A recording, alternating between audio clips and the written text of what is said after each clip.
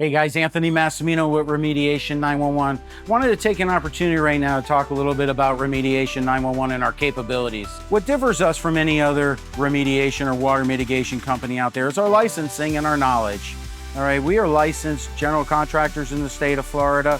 We're mold remediation contractors, and we're also Class A HVAC contractors.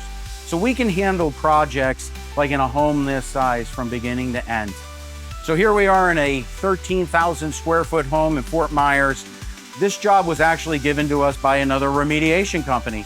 The scope of work was just too big for them, and they didn't have the proper licensing to take care of all the HVAC work that needed to be done in this large home. Not to mention that they just don't have the proper licensing to put the property back together. So they lean on us. So come to the remediation company that other remediation companies look to when they need help. Remediation 911.